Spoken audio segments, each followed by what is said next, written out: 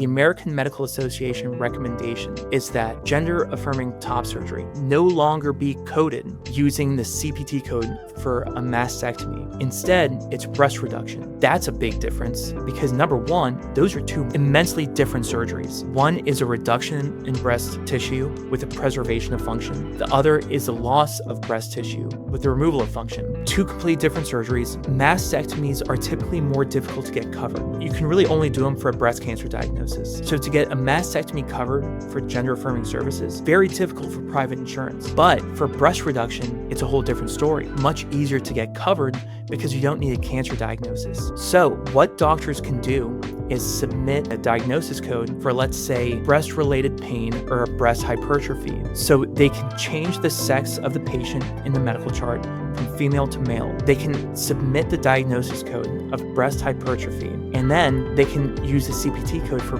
breast reduction. They can submit that to the insurance company. The insurance company thinks that what they're covering is a male who has pathological breast hypertrophy, and therefore the surgeon's doing a breast reduction. Sounds reasonable. When in actuality, what's happening is you have a female who's getting a mastectomy because they believe they're the opposite sex. Completely fraudulent, completely criminal, but something I believe is happening. You must be some kind of therapist. Today, my guest is Dr. Eithan Haim. He is a general and trauma surgeon in a small town outside of Dallas, Texas. You may recognize him as the initially anonymous whistleblower on Texas Children's Hospital in 2023, when, with the help of Christopher Rufo, he drew national attention to the Children's Hospital's secret child transitioning program. Because of this, he was targeted by the Biden Department of Justice, who sent federal agents to arrest him in his home on the day of his graduation from surgical training.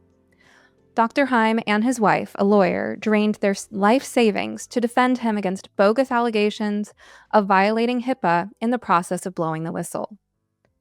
After facing the prospect of up to 10 years in prison, Dr. Haim was ultimately successful and is now in practice as a surgeon and continuing to raise awareness about the ethical issues with pediatric sex trait modification. Dr. Eithan Haim, so good to see you. Welcome to the podcast.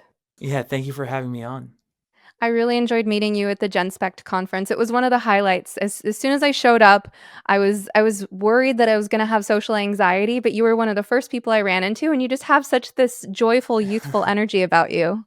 Oh, thank you. That's awesome. Yeah, it was great. It was cool meeting, so many people you kind of see doing work, online, and they're writing, and then to meet them in person is a very cool thing.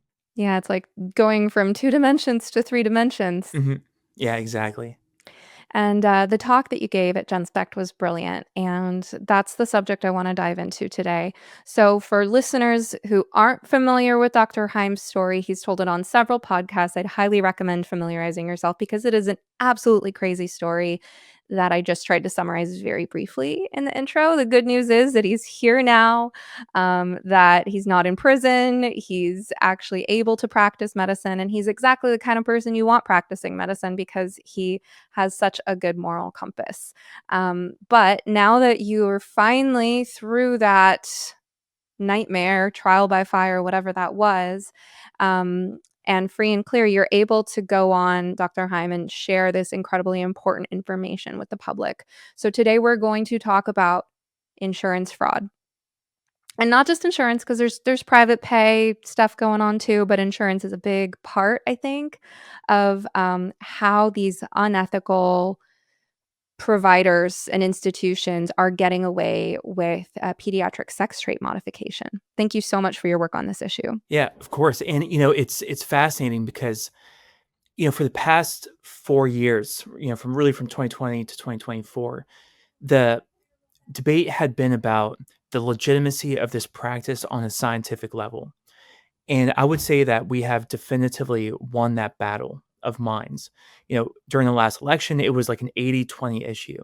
To convince people, that this was wrong, all you really had to do was talk about what they were doing and then the evidence that they were using to support it. So the HHS report from May 2025, the treatment of pediatric gender dysphoria, really laid the groundwork. It's the most comprehensive review of the fraudulent evidence they used and the contrived consensus they built among professional health organizations. But there's an even deeper subject beneath the surface, right? All of that was really bad, really, really bad what they did. But now what we're uncovering is that not only did they use fraudulent evidence to perpetuate these interventions on children, but they fraudulently billed insurance companies, private insurance, but then also public insurance. And when you think about it, it makes sense as why they would do this. Because when you think about medical coding, you have to think about it in the simplest way possible because it seems really complicated, but it's really not. Whenever a doctor does something, they have to translate to an insurance company two things: what they do and why they do it. What they do is a treatment, why they do it is a diagnosis. And the way that doctors and insurance companies communicate, because we speak two different languages, doctors have this highly complex language of medicine, insurance companies have this highly complex language of insurance. But we meet in the middle by using billing codes in order to communicate what we do to insurance companies. So you have these, each diagnosis, each treatment is related to a number. So, for example, I just did a bowel resection, remove someone's bowel and then put it back together. So that's a CPT code. CPT stands for current procedural terminology. Then I have to use a diagnosis, international classification of diseases, which is the diagnosis codes. If the treatment is justified for the diagnosis, then the insurance will cover it, right? Like appendicitis is a diagnosis, appendectomy is the treatment. But in these gender clinics, this was a problem. In ICD-10, which is a current diagnosis system used in the United States, gender identity disorder is classified as a mental health disorder. But the interventions proposed by quote-unquote gender-affirming care are very powerful biological interventions. So there's this natural mismatch between the treatments and the diagnoses, right? You have a mental health diagnosis and then essentially chemotherapy drugs that they're giving to children.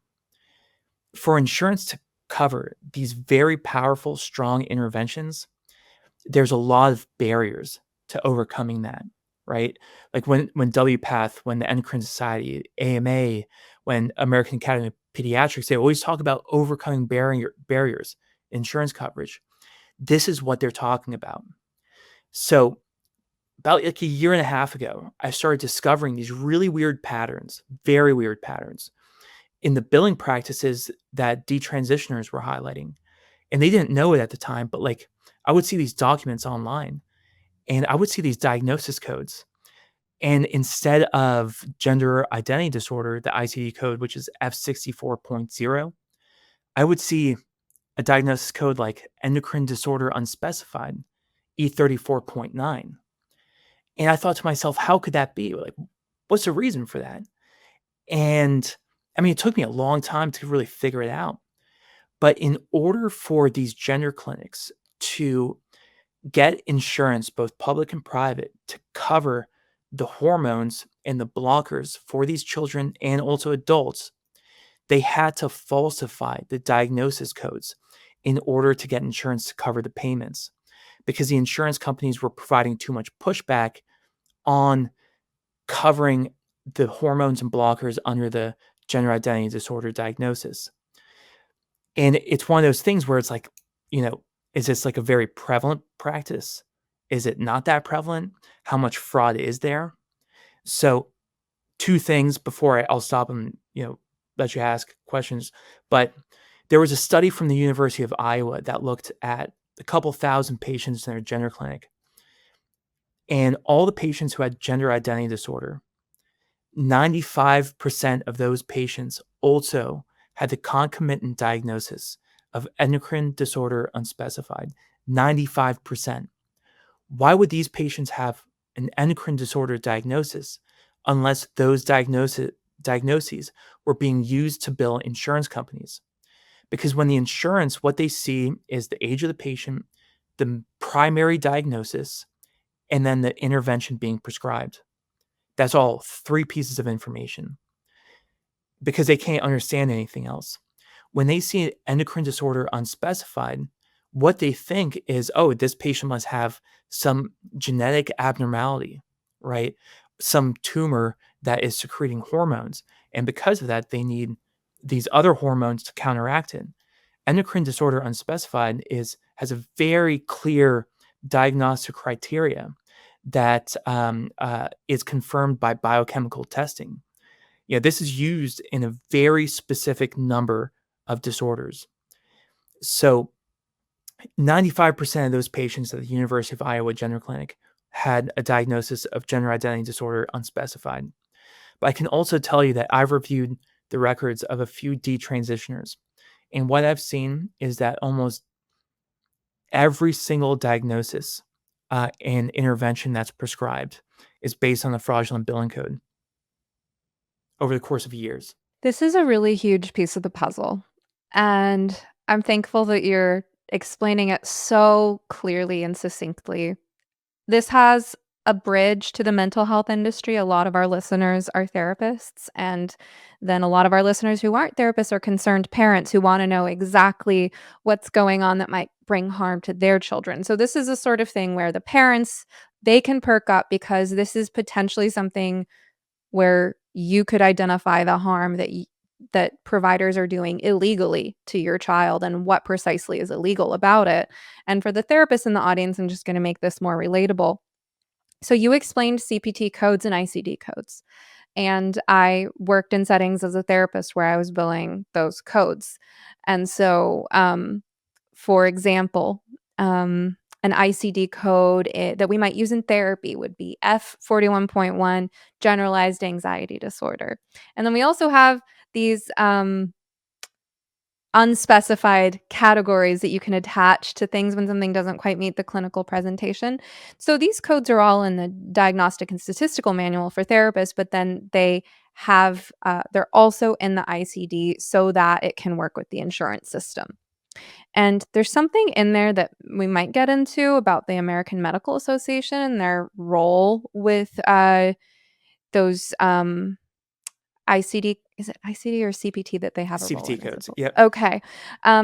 So then, for example, like 90837 would be a 55-minute therapy session, and it would be considered normal for the insurance industry to receive therapist billing, let's say for 1 weekly hour of psychotherapy for generalized anxiety disorder. But if someone had a anxiety diagnosis and then the therapist was trying to bill for residential treatment, the insurance company might go, "Wait a minute, people with anxiety don't usually go to residential. They go to residential for, like, a severe addiction problem or, a personality disorder with a suicide attempt." Like, what's going on here? So, as a therapist, that was my experience of learning how this stuff worked and kind of its connection to the medical industry, and this is also one of those things that raised my own heckles about this issue thinking, "Well, wait a minute, if gender dysphoria is a psychological problem, and normally what we do for psychological problems are psychological solutions, why does this, out of all conditions, warrant medical intervention?" And then the more I started to learn, now this is, going back 5 years or so, but the more I started to learn about the medical interventions, you realize that the interventions are creating illness where there was none. And so that's part of where it doesn't add up at all, is because normally when a treatment is considered the standard of care for a condition, that's because there's evidence that the treatment makes the condition better. And so here's where we get into the problem because with what you're describing, it's flipped. It's actually that people who did not have endocrine disorders were falsely labeled as having endocrine disorders to justify billing for these, whether it be puberty blockers, cross-sex hormones, testosterone blockers, things like that, billing for those things, which then induced endocrine disorders. So the diagnosis becomes correct. It's like this medical Munchausen's thing going on.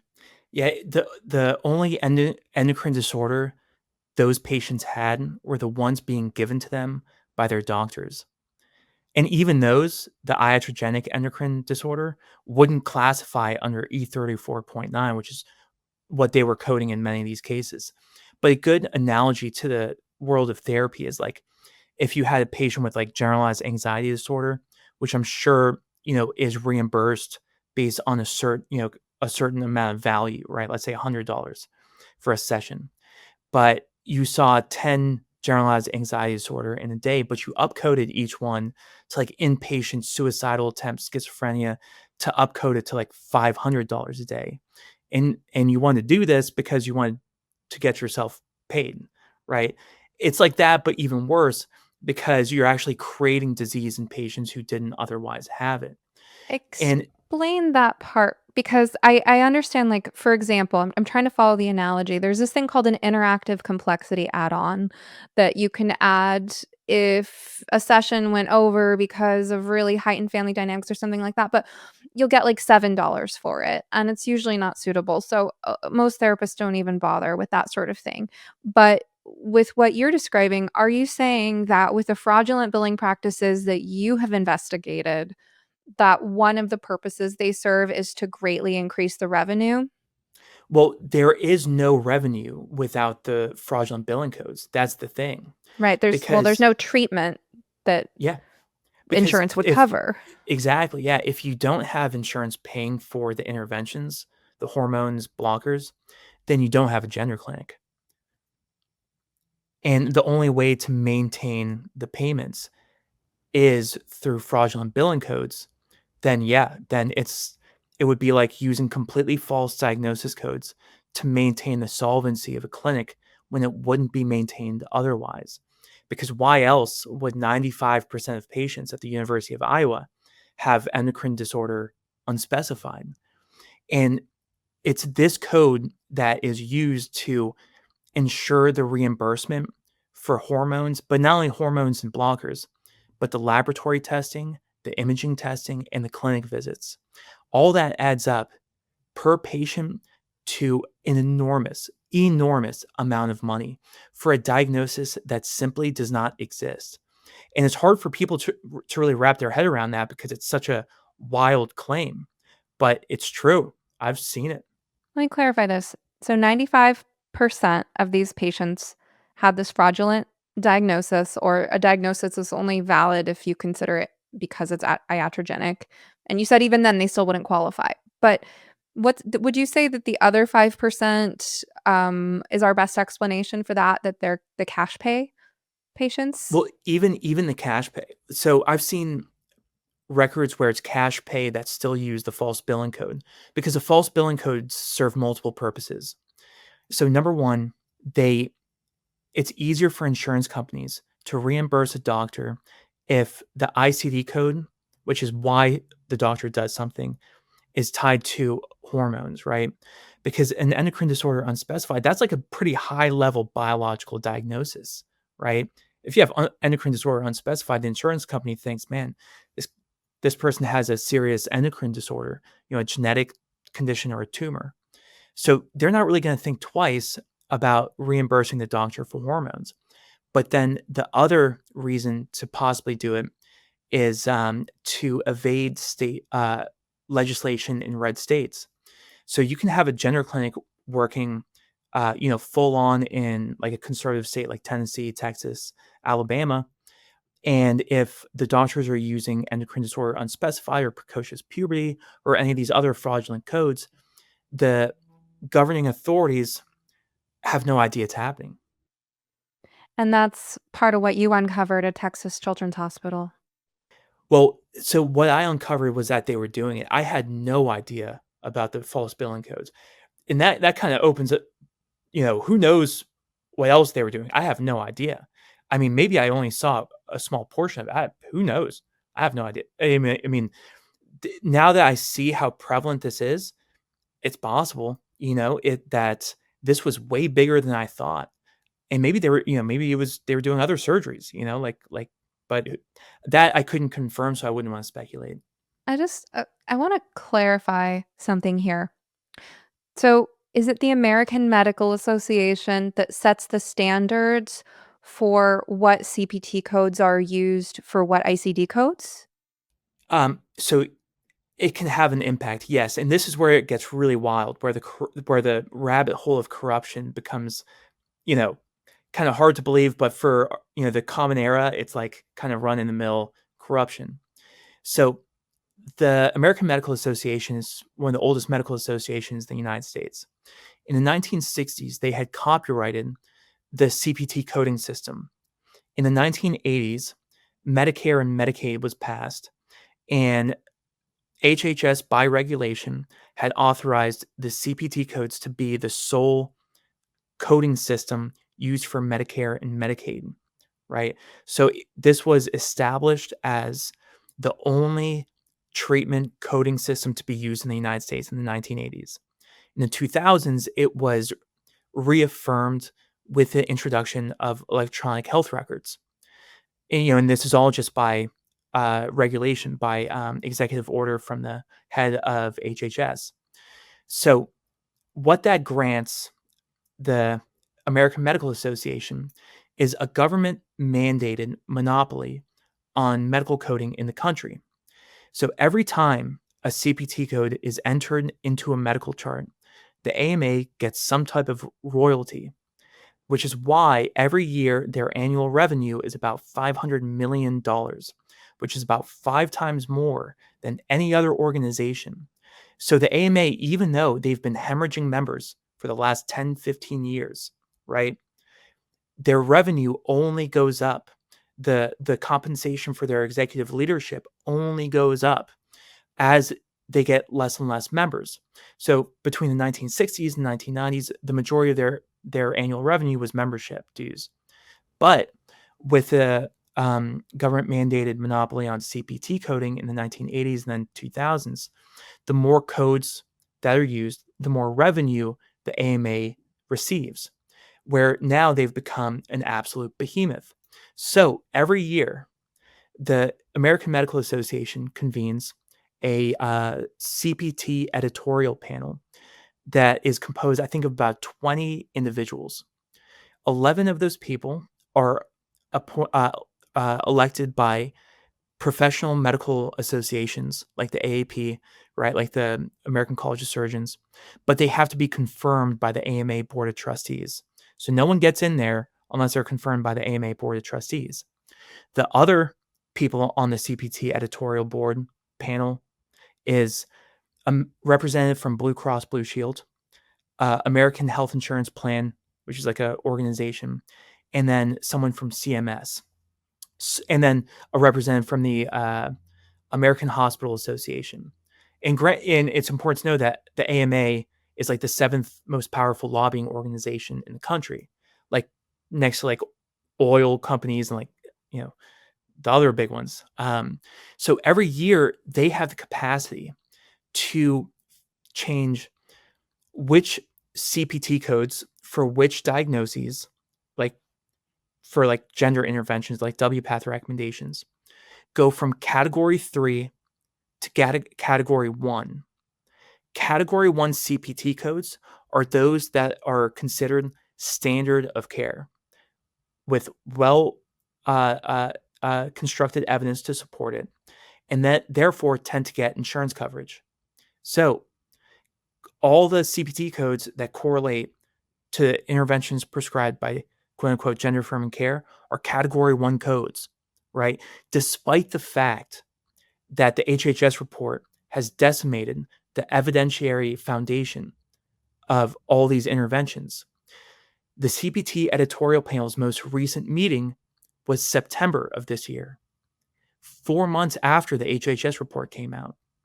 Yet, the CPT codes for gender affirming services are still category 1 codes. But also, this is the crazy part. How can the CPT codes be manipulated in order to, reinforce fraudulent coding practices? So in 2022, there was a bunch of insurance policies, Blue Cross Blue Shield, Aetna, and then in multiple states, Oklahoma, Texas, New York, Pennsylvania, Oregon, California, a couple other ones. And in these insurance policies, they had included a recommendation, like a change to gender affirming top surgery, quote unquote. And the change was, it said very clearly, the American Medical Association recommendation is that gender affirming top surgery no longer be coded using the CPT code for a mastectomy, which is 19318. Instead, it's breast reduction, 19303.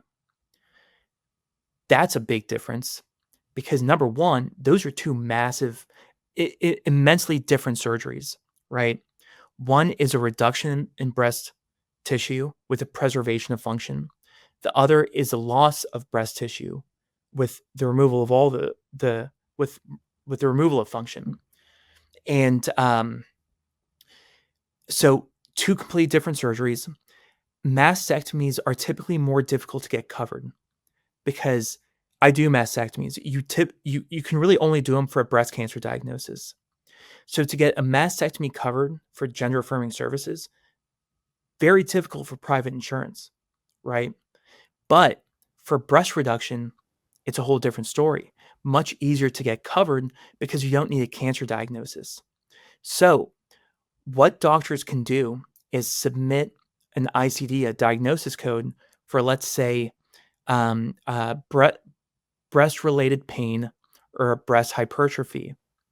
So they can change the sex of the patient in the medical chart from female to male. They can submit the diagnosis code of breast hypertrophy, and then they can use the CPT code for breast reduction. They can submit that to the insurance company. The insurance company thinks that what they're covering is a male who has pathological breast hypertrophy, and therefore the surgeon's doing a breast reduction. Sounds reasonable. When in actuality, what's happening is you have a female who's getting a mastectomy because they believe they're the opposite sex. Completely fraudulent, completely criminal, but something I believe is happening. But then also, it's the reason this is also so notable not only is because you have breast reductions and mastectomies are two profoundly different surgeries anatomically, right? But it also contradicts everything in the literature. When you read WPATH, SOC 8, the term mastectomy is used 29 times. Breast reduction is used only once or twice. And it's used, in reference to like non-binary people if they want like a breast reduction, right? And then the other, it's like a parenthetical, right? So it's only twice versus 29 times. Why in the world would the American Medical Association change the recommendation for insurance companies to code gender affirming top surgery as mastectomies to breast reductions when the surgery they're doing is a mastectomy? But they're saying to do a breast reduction? That's completely opposite. What the surgeon does in the operative note, and I've seen them, they're online, like there was one recently. What the surgeon describes in the operative note is a mastectomy, not a breast reduction. So my suspicion is that based on well-founded evidence, is that the AMA is so ideologically captured, which you can see by all of their policies, that they're facilitating the fraudulent coding in gender clinics. They're assisting these gender clinics in getting away with it. Because how else would you do it unless you're working with the most powerful insurance companies in the country, as they do in the CPT editorial panel? Many of you listening to this show are concerned about an adolescent or young adult you care about who's caught up in the gender insanity and therefore at risk of medical self-destruction. I developed ROGD Repair as a resource for parents just like you. It's a self-paced online course and community that will teach you the psychology concept and communication tools the families I've consulted with have found most helpful in understanding and getting through to their children, even when they're adults. Visit rogdrepair.com to learn more about the program and use promo code SOMETherapist2025 at checkout to take 50% off your first month. That's rogdrepair.com. Okay, this is huge. Let me see if I can highlight a few of the most important points. For one, the phrase you used when describing the AMA was a government-mandated monopoly. And that's a very good description. I remember just learning about this in the last couple years because I remember being trained to use CPT codes and ICD codes, but never stopping to ask who came up with these codes, who regulates these codes. And when I learned that the AMA had, what's the word? Some kind of proprietary thing, like a Well, it's their trademark or a copyright. Yeah, it's their copyright, that trademark. they had a Yeah. copyright on the codes and that they were taking royalties from every transaction involving these codes. I remember feeling shocked and outraged about that. At the time, I was a therapist in private practice, still taking insurance and using CPT codes to diagnose my patients to submit for insurance reimbursement. And I'm like, wait a minute, there's an organization profiting off of this. That doesn't feel right. And then down the rabbit hole we go, right? You're saying that this is a hugely powerful organization that's getting all the money off of these transactions and that has the power to categorize them. So I want to flag a question here that we'll come back to, which is the question that if they have done this arbitrary categorization and they've moved these so-called gender affirming procedures, which do more harm than good, into category 1, why is fraud even necessary if they have that? But before we let you answer that question, because you've said so much worth commenting on here, I also really want to highlight and underscore your point about the language of the breast reduction. Because one of the things I want to offer our listeners here is especially the parents who have trans-identified adolescents and young adults, because what I've noticed is that some of the fraud that's taking place in your industry is creeping into my domain, which is I help the parents with their communication. I help the parents understand what's going on psychologically with their kids. And parents report things that don't make sense to them and I help them decode them.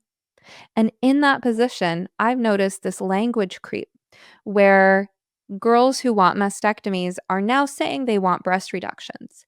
And what happens is the parents might feel relieved because they think, oh, she just wants a breast reduction. And I, in the back of my mind, I'm going, does she just want a breast reduction? Or is she feeling really close to the surgeon and taking on some of the surgeon's language, because there's this like air of authority that the medical complex has with these young people where they're like transferring their attachment to their parents onto the surgeons and the therapists who are affirming them. And then it's like, oh no, but that's what they say, right? So I'm thinking, no, your daughter's clinging on to the framework that these fraudulent billing surgeons and medical professionals are using. So I want parents to be aware that you will hear your kids saying things like breast reduction. You'll hear kids, this is another thing I'm inviting you to comment on at some point, talking about how they think that they're intersex when they don't, there's no reason to believe that they have any kind of disorder of sexual development. So I just wanted to flag that for the parents in our audience before we go on. And thank you for And letting me. it's so you make a good point, right? Where you feel like there's this language creep where people are saying things like they're almost being coached to say it, right? Yeah. It's the reason I say it's funny you say that is because there is a resource guide which was put out there by an organization called the Campaign for Southern Equality, some radical transgender organization. So this was the title of it was Insurance Coding, Gender Affirming Care Alternative Diagnosis Codes, right? And that's kind of a weird name, Alternative Diagnosis Codes, because really it's like there's only you diagnose someone with what they have. You shouldn't be using alternative diagnosis codes, right? That's red flag number one. But in the intro, it advises for patients to be, to advocate for themselves, to be familiar with these diagnosis codes, so they can work with their doctor in order to get insurance to cover the surgeries, hormones, and blockers. And then what they provide in the table in this resource guide is codes that tend to get denied, which is gender identity disorder, F64. It says these codes tend to get denied. And then it says codes that tend to get approved. And then one of those is endocrine disorder unspecified. Another is breast hypertrophy. And then the corresponding procedure is breast reduction, right? So the reason you're probably seeing this is because it exists, is that there are resources out there. All these counselors know that they have to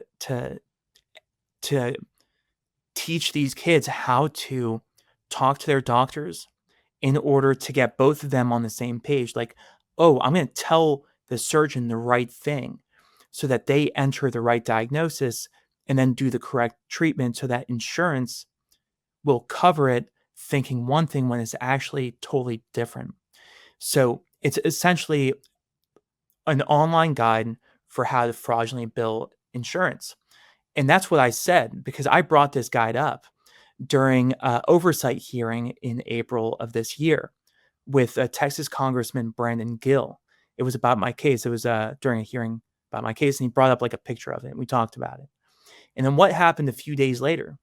The Campaign for Southern Quality axed that resource guide from their website. They took it down after I said it's analogous to online meth cooking guide, right? It's like how to commit medical fraud, how to commit felonies. Mm-hmm. So they took it down right after, understanding that people were onto their grift. And so this is like a people go to prison for this. This is like you go to like white collar prison. I mean, and you can't wiggle out of it like they do about the guidelines, where it's like, oh, it's a matter of expert. No, like if you build an insurance company for a false diagnosis, like that's fraud. That's And a big problem. let's also highlight that part that you mentioned about people's sex being falsified in their medical record, because this Oh is the yeah, narrative, right? The narrative is, no, I'm a male trapped in a female body, or vice versa. And so, with the language of breast hypertrophy, I'm not sure how that's different from the term I'm familiar with, which would be gynecomastia in males, same thing. Yeah. right? Okay, so same thing, right? So there's obviously a huge difference between a male with gynecomastia and a female who's unhappy with her breasts. But um, if a woman thinks of her breasts as male gynecomastia and is able to get her doctors to think of it that way, and then that's what the medical record reflects, that's one thing. And what we also hear of, I saw a clip just today of a trans-identified male saying that he has PCOS, right? That he has abnormally high androgen levels. Yeah. Well, the reality is you have androgen levels because you're a male and your body is meant to produce androgens, whereas you're actually, by claiming that label, mocking women with a real condition that affects their quality of life. But this is how the patients are thinking of themselves, and it's how the doctors are billing for it. And then some of the ideas are creeping into the ways that they talk with that the kids and the doctors talk to the parents. So as a parent, you may need to clarify now. I'm not going to advise in the scope of this podcast on how to communicate, because all my advice on how to communicate is in my course. But using those communication tools, you might need to try to get some clarity. Does your kid really think, or has he or she convinced themselves at this point in time, no, I really am trapped in the wrong body? Because some of these kids don't quite think that way. They think, no, I know I'm female. I just think I would feel better if the world saw me as male, which is its own thing to unpack. But some of them have really kind of brainwashed themselves into, no, I'm trapped in the wrong body, so I should be listed in the medical record as that. That is the correct diagnosis for me. And as a fact, they are listed in the medical records as the opposite sex. That's a fact. So, and like, if there was a couple of cases brought by the Texas Attorney General's office in November of 2024 against a couple doctors at UT Southwestern. And when you read the lawsuit, right, everyone reads the headline, but the really wild details are in the lawsuit itself. And what the lawsuits describe are these situations where the doctors were changing the sex in the medical chart, right? So from, let's say you have a female and then you change it in the chart to male. Then they would use the ICD code, the diagnosis code for testosterone deficiency, and then the CPT code, treatment code for testosterone supplementation. So what the insurance company sees is male testosterone deficiency, testosterone supplementation. No red flags there. Makes total sense, right? When in actuality, what's happening is it's a girl, 16-year-old girl, who is perfectly healthy and is receiving monster doses of testosterone to destroy their physiology. And there's I mean, a lot of they of course these are only allegations, it still has to go through the process, but these are very, very specific allegations that, it's my belief that they're probably true. Um, just based off what I've seen with other detransitioners. But if when you think about, over the past 10 years, the importance of the trans lobby, one thing they put a lot of effort into is integrating something called SOGI data into EMR systems. SOGI data is SOGI, sexual orientation, gender identity, right? They would integrate SOGI data into the most important demographic information in the medical chart. So, like, whenever you open up a chart, in the upper left-hand corner is like the important demographic information: age, sex, their birthday, where they live, insurance, things like that. But they began integrating the SOGI data in there. And the reason for doing that is because if you change the sex of the patient, right, that's the information that gets sent to the insurance company. Also, they started integrating these modifiers, kind of like what you mentioned before. If an insurance company denies a claim for quote unquote gender affirming care, the doctors can add something called a KX modifier, which it's like a stopgap for the insurance company that, oh, I include this modifier, you have to ignore any discrepancy between the sex of the patient and then the intervention I'm billing for. So for example, if it's a male who's in the medical chart and you're coding for a pelvic exam, like a cervical exam, if you add a KX modifier, you eliminate that disparity between sex and then the pap smear because it makes no logical sense. And so it's like a well-known thing. If there's a bunch of documentation on that online about the use of the KX modifier in order to um, bypass insurance restrictions on, um, like incongruent, like sex procedures that make no sense. It's just mind-boggling. I mean, the whole transgender ideology phenomenon, there are so many instances of blatant lying and manipulation. Like, I was interviewed as a guest on a podcast, and I wanna actually thank Paige Harriman. She did a great job of having me on her show, I Don't Know Anything. And part of what I so appreciated is that she's one of these people who's kind of, undecided on this issue. She's I guess you could say, like, kinda middle of the road libertarian views, and asked me a lot of questions from a devil's advocate perspective, which I appreciated. Um, and one of the questions she was asking me is like, "What's wrong with lying? We all lie. We lie about things all the time." And I was saying, "But in normal relationships, if someone lies to you, you can tell them how that's eroded your trust, and it's going to affect the relationship. Whereas this is a belief system that says, no, I should be able to lie to people and it shouldn't cost my relationships with them anything. And I should have no remorse about this deception." So there's just so much lying and deception, and it trickles into every area. It's just so pathological. I do have to ask you though, I flagged this for earlier because I'm hanging on your every word and you're saying a lot, and for everything you say, I'm like, "Oh, there's 5 different points I wanna dig into." I have to ask, if the AMA is so corrupt and so captured and so wealthy and has such a monopoly, and they determine the category of the codes, they have the power to say that these, life-shortening drugs and surgeries should be considered the standard of care, should be placed in category 1 for the gender dysphoria diagnosis. They have the power to do that. They do, and they have. On it's for the past decade, policy after policy after policy stating that quote unquote gender affirming care is evidence based, medically necessary, right? Those two things being very important: evidence based, medically necessary. And this is one of the important things about the transgender, laundering scheme, right? Where they take fraudulent evidence, they pump it into their standards of care, and then they say, "Oh, hey, here's evidence-based medicine," and then all the other organizations repeat it. The reason they repeat those terms, evidence-based and standard of care, is because it has an impact on insurance, right? So the AMA, right? They've already made that decision. Category 1, standard of care, evidence-based.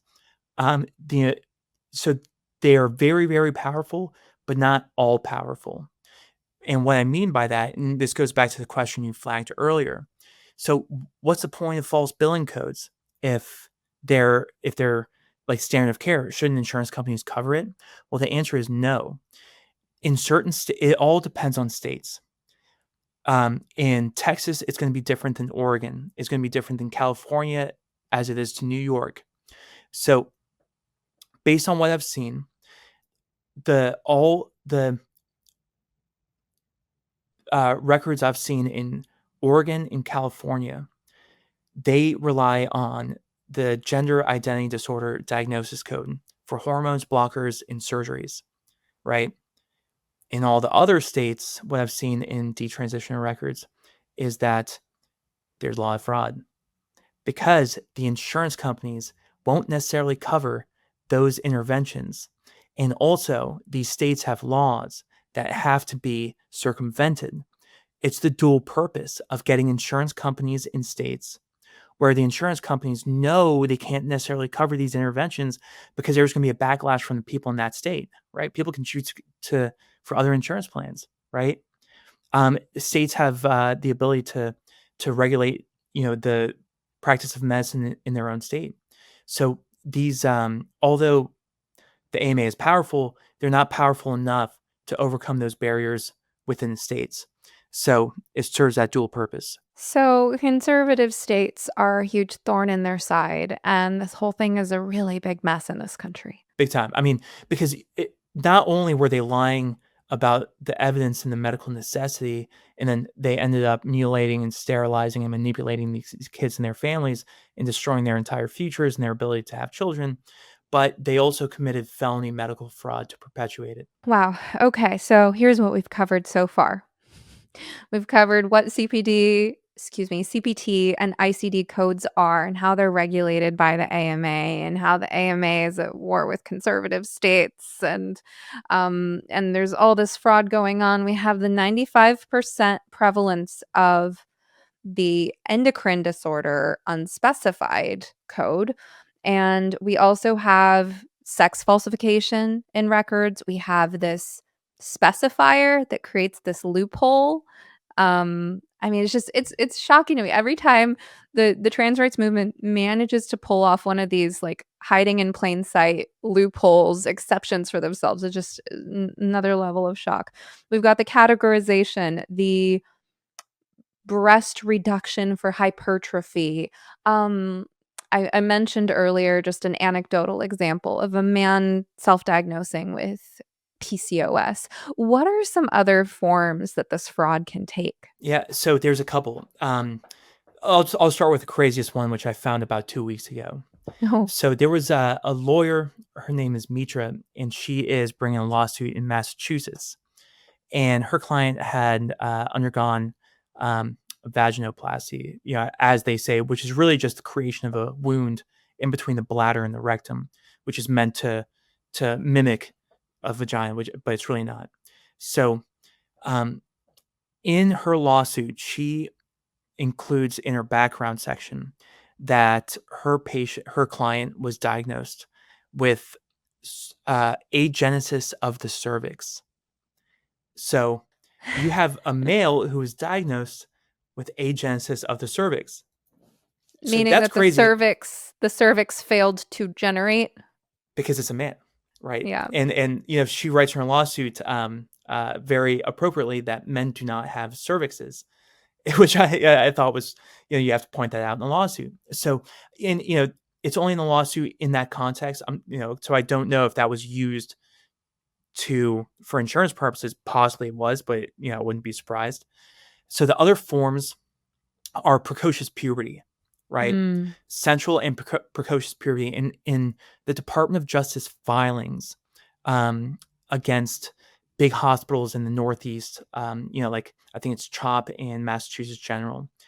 The DOJ is in a battle with these hospitals to try to get the information about what diagnosis codes they were using and all that. So they're on to this scheme, But the issue is these hospitals are so powerful and the judges in these areas are so corrupt that for them to get the information is a very, very high threshold to cross.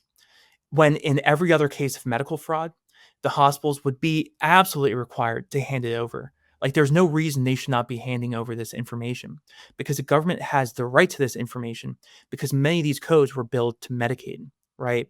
And especially insurance companies too. So if the government is concerned for medical fraud, these hospitals are required to hand over this information. But of course, they're in corrupt districts, the hospitals are corrupt, everything's corrupt. I experienced it myself. It's way worse than you think. So one of the things they mention in their filings is that they're suspicious that many of these patients in the pediatric gender clinics were diagnosed with precocious, central and precocious puberty, despite the fact that they were 14, 15, 16, 17 years old. And remember, the thing that makes precocious puberty precocious is that it happens when you're 7 or 8 years old, right? That's what makes it precocious, right? If you're 16, that's not precocious. That's puberty, That's just puberty. And so you can't diagnose a kid with precocious puberty if they're 16 years old and then use that to justify puberty blockers. That's fucking crazy, That's a crime. So that's one. Endocrine disorder unspecified. Then you have in that information pamphlet from the Campaign for Southern Equality, right? How do you get a hysterectomy, right? Fibroids, uterine fibroids, pelvic pain. There's an article from it's a media organization associated with Kaiser, where it's a kind of a expose about transgender insurance issues, and it's about a doctor and a patient. Some guy who wants to get laser hair removal and get all these different surgeries, and it's actually a woman, and so how does the woman get her uterus removed? How does she get a hysterectomy? Well, the doctor was having all these issues with the insurance. So what did he end up doing? Well, he just started inserting a bunch of diagnosis codes in there. And the one that worked was pelvic pain. And this is explicitly stated in this article that the doctor just landed on pelvic pain. That's what worked. So that's what he used, right? If that patient didn't have pelvic pain, that's fraud. So that's one. I mean, the list goes on. I'm trying to think if there's any other prominent ones, but those are the big ones. Testosterone deficiency, estrogen deficiency. Well, right? and again, I mean, there's this. It's iatrogenic. These are self-fulfilling prophecies. Women develop pelvic pain from taking testosterone. Yeah. Um, Irregular so menses is one. So you can use don't get me started on the yeah relationship we as a society have with girls and their periods. yeah. I am like so anti medicalization of normal human functions.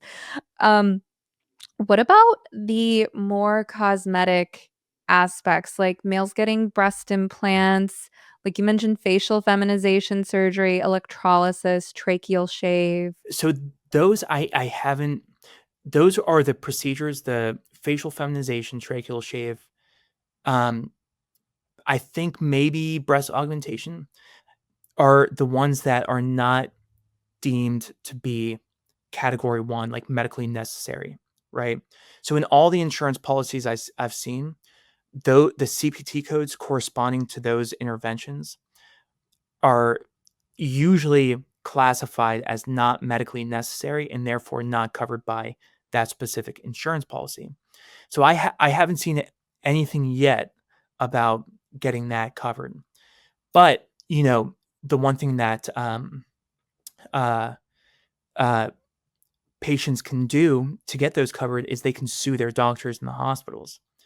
So if you start reading a lot of the literature about from the transgender activists about insurance coverage, the one thing they advocate for, number one, is is knowing diagnosis codes, right? Which is a weird thing to know about, right? Because which patient knows about ICD and CPT codes.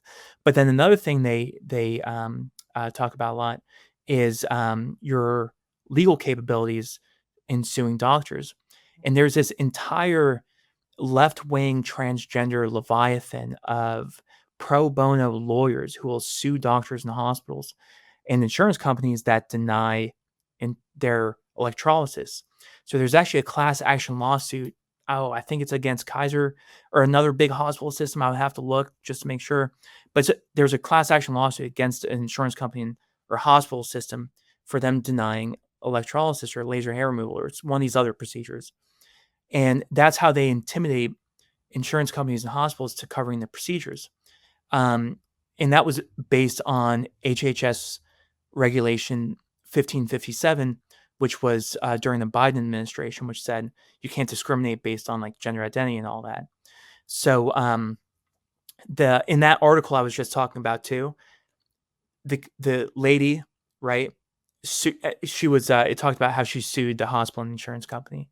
So that's one of the methods they use to get these not medically necessary interventions covered by insurance, which is one of the reasons why for the past couple of years, likely that the insurance companies were playing along. Number one, they feared lawsuits under, the rule 1557 in the HHS, but then also because they were all ideologically captured too. When you look at the leadership of Blue Cross Blue Shield, Aetna, the big insurance companies are all captured, just the same as the hospitals, the medical organizations, everything else. Are you a therapist in need of continuing education that's not over-the-top woke? Check out my colleague Lisa Mustard's pod courses. All of her pod courses are approved by the National Board for Certified Counselors.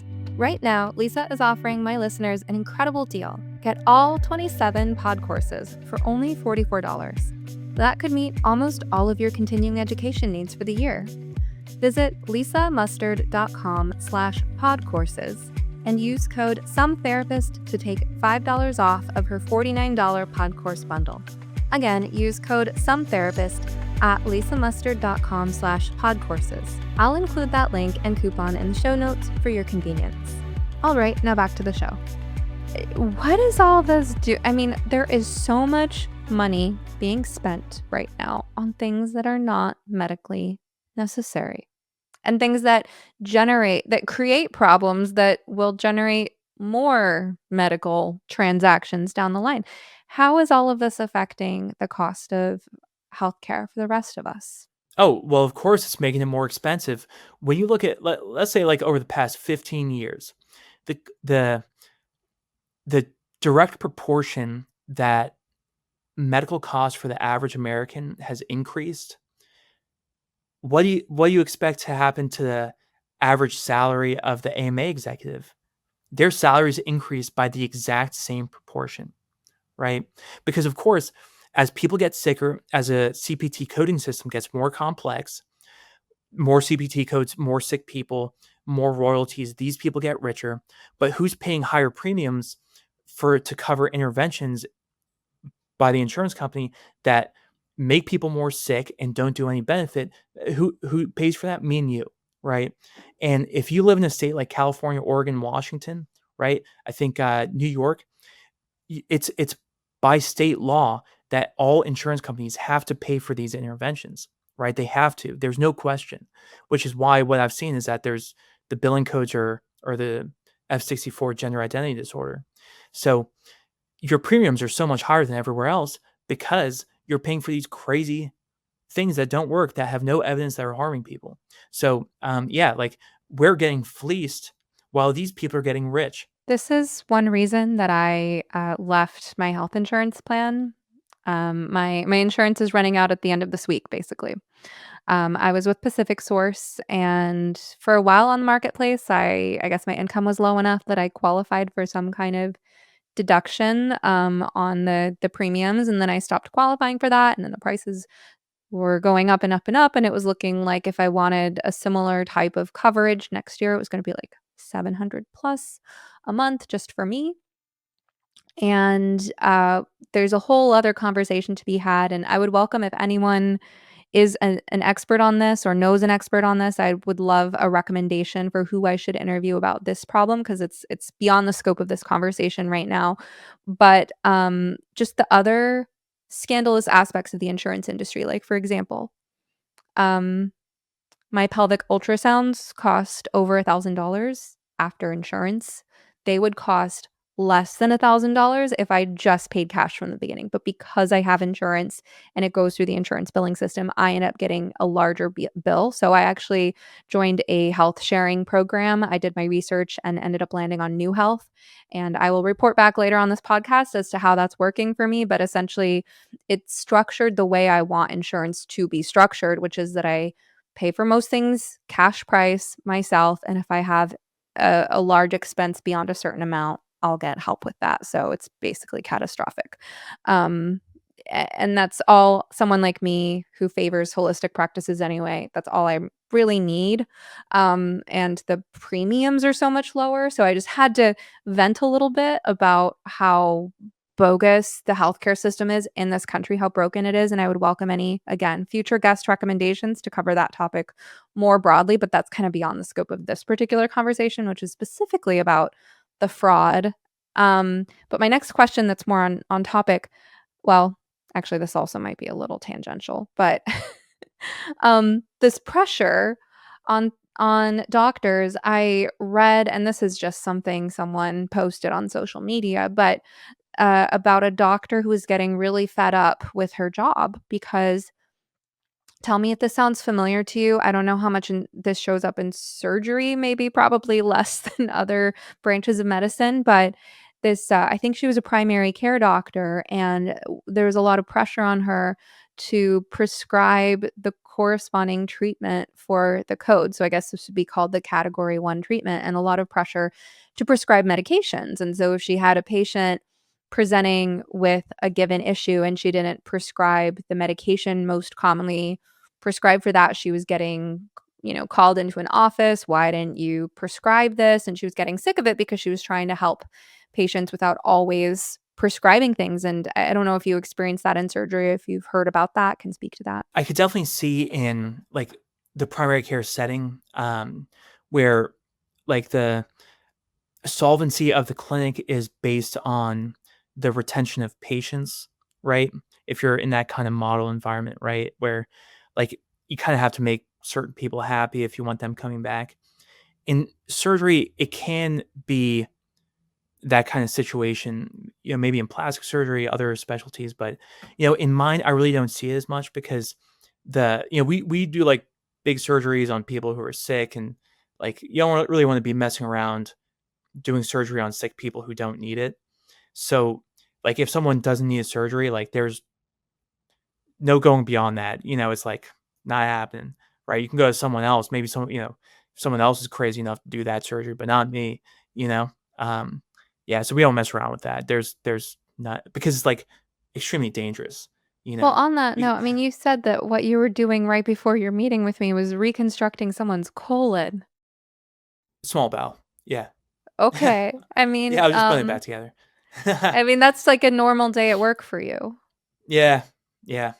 Yep. That is wild. I mean, to me, I'm so squeamish about that kind of thing. I hope I don't ever have to make any major hard decisions about surgery. But what's so crazy to me, and I don't know if you want to just kind of comment on this more broadly, is the well, I guess the I was gonna say fetishization. I'll put it more gently, the romanticization of surgery amongst trans-identified youth. I mean, it goes against all of our bodily instincts, like so much of transgender ideology does. It's such a dissociative belief system. But I mean, there's just an instinct for me that the thought of going under the knife is horrifying. And I appreciate that there are people like you out there, Dr. Haim, because I think the picture that I have in my mind of your typical surgeon is that they're kind of the benevolent sociopath, if you will, that you have to have a brain that can override fear, pain, disgust, empathy, and just get the job done. And we have, neurodiversity for that purpose because some people's brains are better suited for some jobs. And so I think you're an amazing person in that you have so much warmth and empathy and kindness, but you also somehow have the ability to shut that off and cut a person's body open. What a blessing that you exist. But my point is that to a normal person, the thought of going under the knife is like, very terrifying. And it's so strange to me that part of the nature of this gender ideology cult is that it's got young people minimizing how scary that is and longing for that, looking forward to it. What are your Yeah. thoughts on that? So it's totally sick because even though I do this for a living, every patient I take to the operating room, right? Like you have a chance to talk to these people before, maybe 20, 30 minutes, right? A lot of times some less than that, right? In emergency trauma situations, I might say a few words to them, but like, hey, I gotta get you back there. You got shot in the belly. I gotta look at your colon.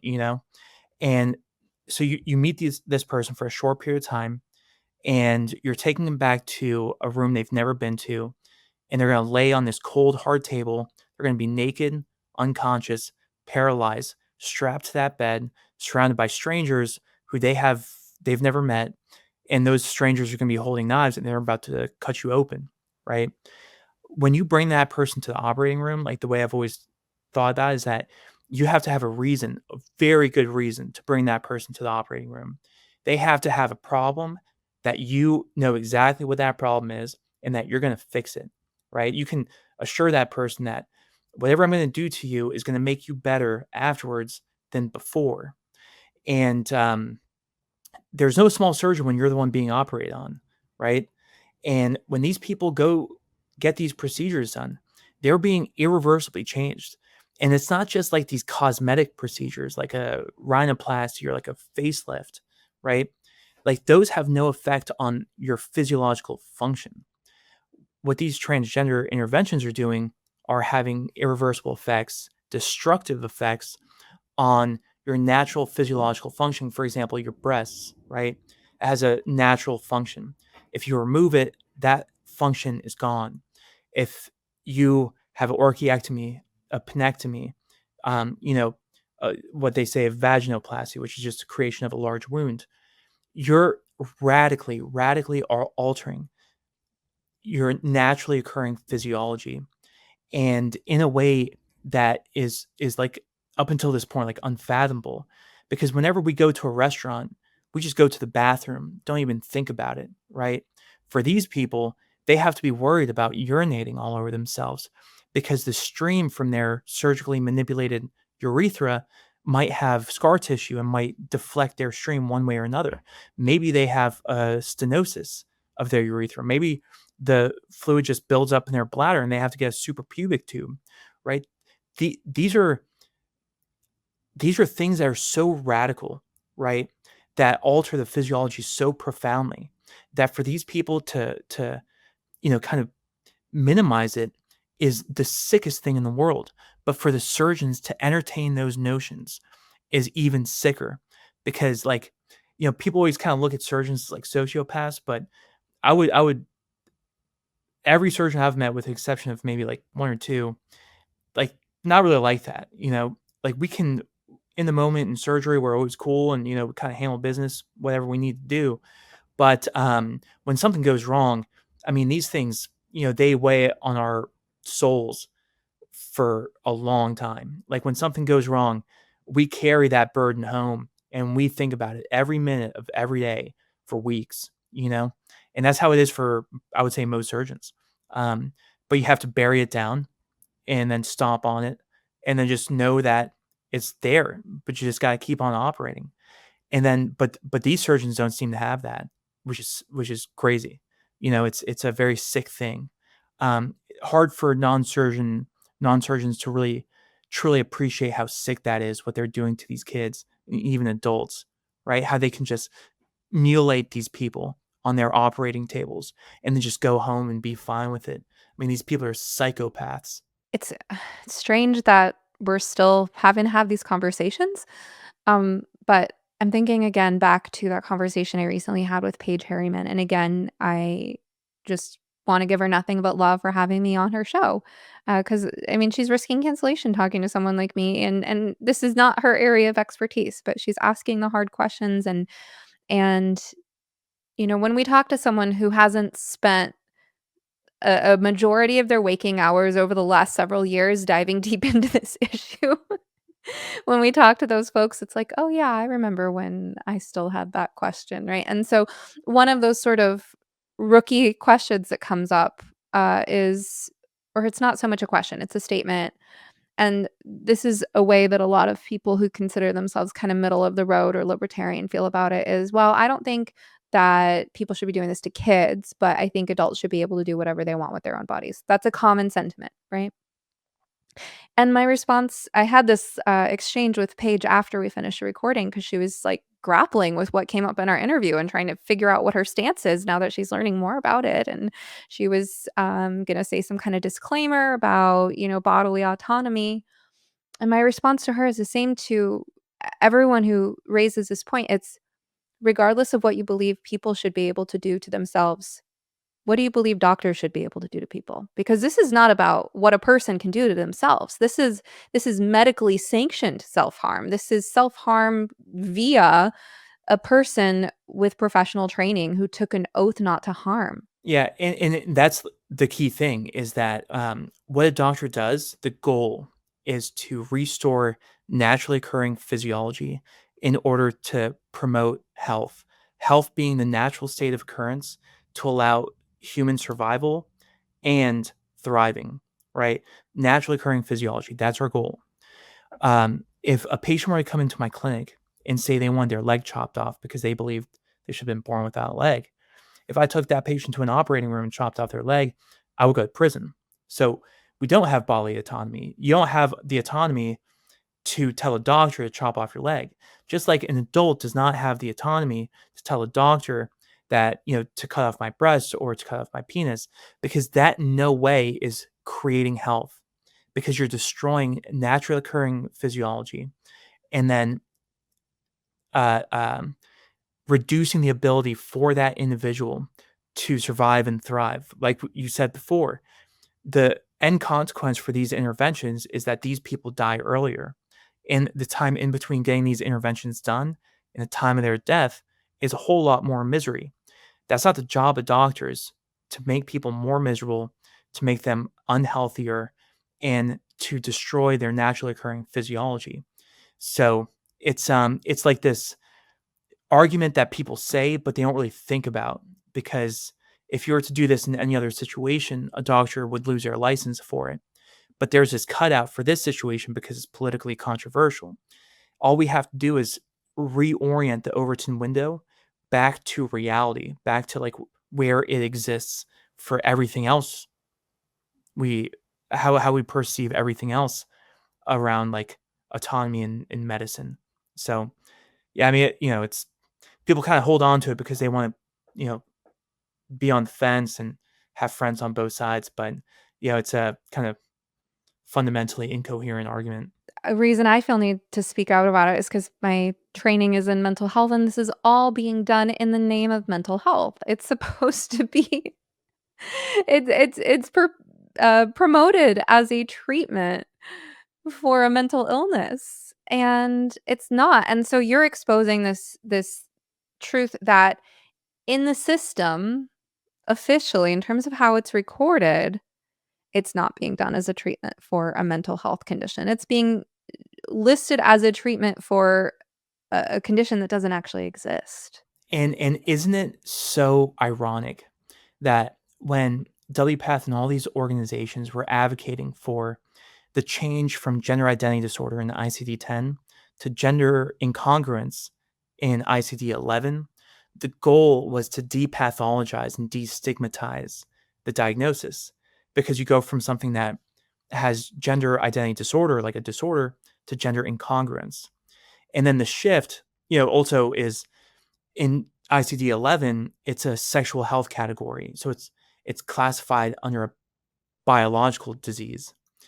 But in so many of these cases, like even in ICD-11 as gender incongruence, and even in all these codes they're using to fraudulently bill insurance companies, they're introducing these very severe pathologies.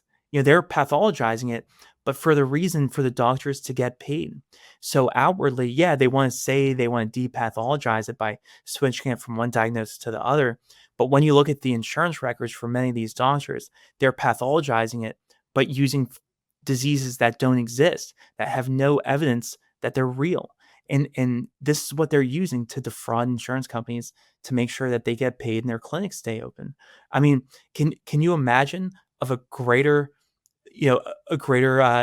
criminal mastermind than what these people are doing? It's totally crazy, and it's happening in the open. You know, Where do you see all of this heading? criminal prosecutions. That's what I think, which is what I'm working on. Um, because right now the problem is that the prosecutors so after January 2025, when Trump was inaugurated, my wife was working at the Department of Justice as an assistant U.S. attorney, as a prosecutor. After he took office, there were changes, not only in the culture of the Department of Justice, but also in the manpower, because they went to a 5-day in-person work week, right? Which was good, because when they go to a 5-day in-person work week, many of the corrupt prosecutors don't want to do that because they kind of want their lifestyles. So a lot of them left.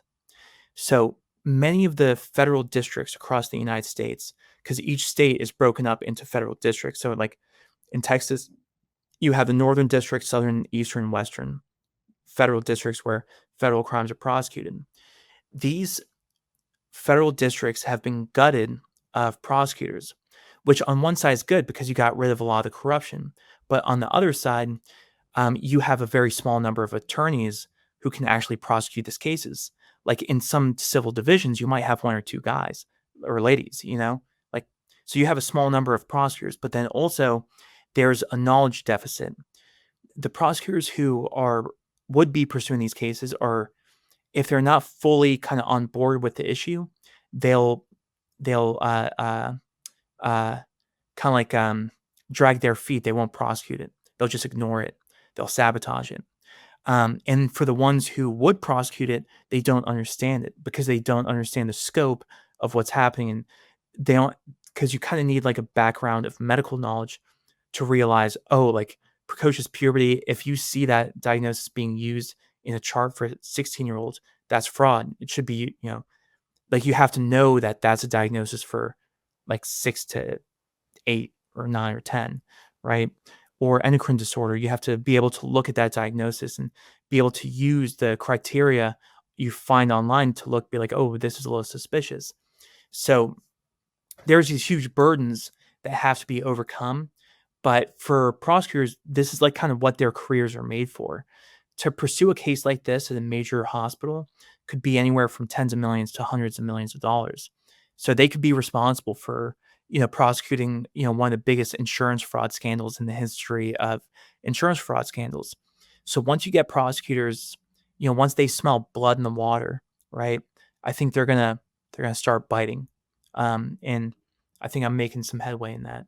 I hope that someone hears this conversation and passes it along to a certain prosecutor in their life who needs some ideas for what their claim to fame is gonna be. Yeah, Um, it does yeah. seem like there's kind of a collective emboldening happening in this country right now. Um, Now I'm gonna ask you the sort of question that bothers me when people ask me this type of question, so feel free to push back. Because whenever people ask me big picture questions, I'm like, who am I to say? I'm not looking at macro data. I'm just looking at what I can see, right? But um, how long, I mean, given the finger that you do have on the pulses that you are checking, how long do you see all of this taking before there's a major sea change in this country? Yeah, I think that the one thing I pride myself on is, having my finger on the pulse of what's going on because and just out of necessity in order to free myself from the prosecution, I had to fight, I had to understand what was happening in our society and know what kind of message was going to resonate. That's how I won my case, right? Like no one was helping us, right? It was us. We had to fight for ourselves. So that's one thing I feel like I've gotten really good at. And so it's like what has to happen? When is it going to happen? I think that the severity of this crime is so great, right? The the consequences are so severe for these children and all these vulnerable people that the people who are guilty of these crimes will have no capacity to self-reflect and come to terms with the magnitude of what they've done to the people they claim to have cared about because you had the people who were screaming the loudest about saying they were trying to protect these kids who were actually the ones who were destroying them. So for these people to kind of accept that fact, I believe for the vast majority of them is impossible. And unfortunately, a lot of those people have a huge amount of state power. So I think that the only way to get to the other side of this issue is gonna be some type of major conflict between us and them. Whatever that looks like, who knows? But major social change is usually only um, uh, undergone through blood. Unfortunately, I think that's going to be the case.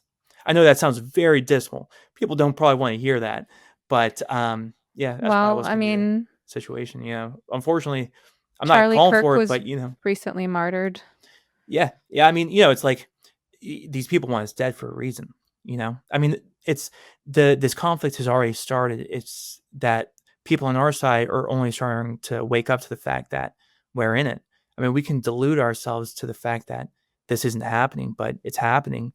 This is a war, and we're in it. The thing that we have to begin realizing is that this is a conflict that we have to start fighting, and this is one of the means is by using the legal means to go after people who have committed crimes based on our legal system, because the thing that comes after that is not good, and we should do everything we can to avoid it. And there really is no middle ground, as much as some people who are new to the issue might want to kind of cling to a rosy, idealistic view that some kind of compromise can be reached. I don't know if you've been following like the Tish Hyman situation. Um, do you know what I'm talking about Yeah. there? Oh, yeah. Yeah. She's from California. Yeah, so just for listeners, now I haven't been following this situation closely, so Eitan, if I say something wrong, please correct me. But basically, many people go through kind of 15 minutes of fame in the spotlight of social media, and Tish Hyman is someone who recently claim came into that spotlight because she was kicked out of a gym for speaking out about a man in her locker room. And I think she didn't have the background on like the battle that the gender critical movement has been fighting for the years before.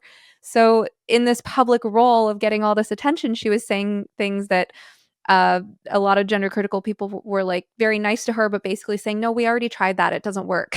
So, Yeah. like, Yeah. the idea, oh, there's men, women, and transgender people. Transgender people have their own spaces. It's like, no, you don't understand. They want our spaces. They want access to everything that, Yeah. the men want to be in women's spaces. They don't want their own space. They don't want their own sporting competitions. It's Yeah, like and things and like and that's that. that's a point is it's domination, right? And Yeah. for she seems like a great lady and stand up person. Yeah, I always try to grant like a certain degree of Grace. wiggle Totally. grace. Yeah, because it's like you're gonna say things that maybe like in the future you may not mean, and even if you do, that's totally cool too. You're on our side, like hey, you're part of our camp, man. Like all power to it. You know, I'm all about that. But I think she's great. But yeah, it's like you know, it's like they will not stop. I mean, they I experienced firsthand. Like, they will fabricate crimes to send you to prison for a decade so that your wife raises your children alone. I Yeah. mean, they were going You to were put me in a cage. persecuted. Yeah, yeah, and these people were relentless. I mean, it wasn't like we would push back and then they would back off a little bit. No, it was like it was a fight to the death. Um, quite literally. I mean, towards the end of the prosecution, it's things got so bad that it's even hard to fathom that I was there not that long ago. You've said so many beautiful and clear and succinct statements. I'm really looking forward to this coming out. I think it'll help a lot of people. I'm really grateful for the work that you're doing and standing perfectly in your role. Like, clearly, you have been placed where you have been for a reason. By the way, I'm really happy that you and your wife went ahead and had a child in the middle of all that. Oh Because yeah.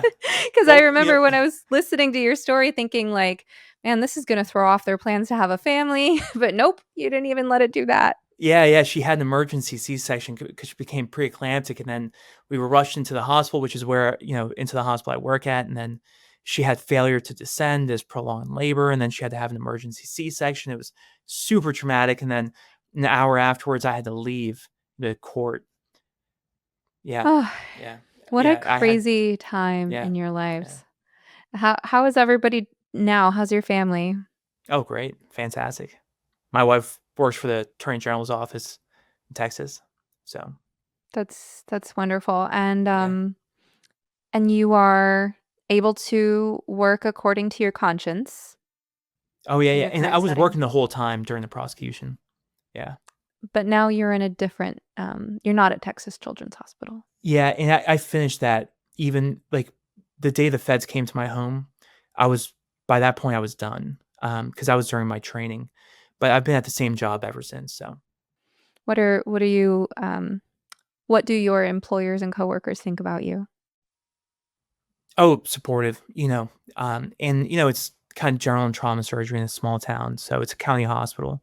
So it's, a kind of friendly environment in terms of, like, the political scene. Sounds like you help detransitioners sometimes, Yeah, yeah, try to. looking at their medical records and things. Well, but that's where the keys to the fraud lie, is in the medical records because it's like your eyes can't see what your mind doesn't know. So these people have been holding on to records that contain within them like multiple felonies, right? Yeah. And if your mind doesn't know it, your eyes can't see it.